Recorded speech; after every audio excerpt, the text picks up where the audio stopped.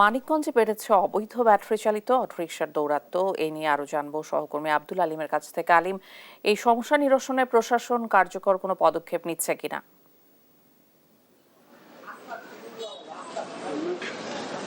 মানিকগঞ্জ পৌর শহরে দিন দিন বেড়েই চলেছে ভ্যালো বাইক এবং ইজি বাইক এবং অটো রিক্সার দাপট।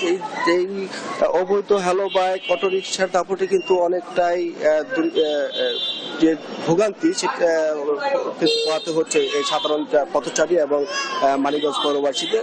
তো বলতে চাই যে এই মানিকগঞ্জ পৌর শহরটি মাত্র 1 কিলোমিটারের রাস্তা। তো এই 1 কিলোমিটার রাস্তায় প্রায় 1000-এর উপরের বেশি ইজি বাইক এবং অটো রিক্সা চলাচল করে, যার কারণে কিন্তু প্রতিনিয়ত যানজট এবং ছোটখাটো দুর্ঘটনা ঘটে।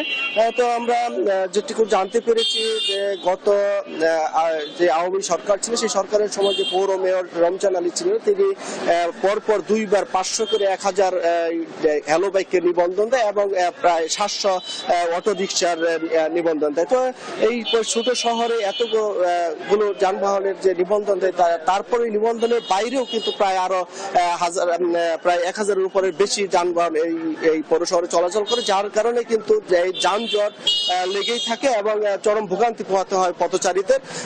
তো আমরা এই বিষয়ে কথা বলেছি ট্রাফিক পুলিশের যে প্রশাসন আব্দুল হামিদ রয়েছে, তার সাথে তিনি যেটি বলছেন যে গত 3 মাসে প্রায় 2000-এর যানবাহনের উপর তারা আইন প্রয়োগ করেছে এবং প্রায় কোটি টাকা জরিমানা করেছে এবং 500 যানবাহন তারা আটক করেছে বলে তারা দাবি করেছেন। আমরা কিন্তু পথচারীদের দাবি যে আসলে যেভাবে পুলিশ প্রশাসনের ব্যবস্থা নেওয়ার কথা সেভাবে কিন্তু তারা ব্যবস্থা নিচ্ছে না, যে কারণে দিন দিন কিন্তু বেড়েই চলেছে এই অবৈধ হ্যালো বাইক এবং অটো রিক্সা যে দৌরাত্ম সেটি। তো স্থানীয়দের দাবি যে যেগুলো অবৈধ রয়েছে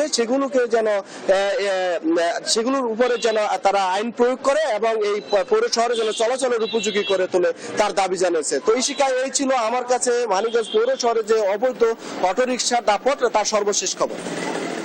আলিম, অনেক ধন্যবাদ আপনাকে।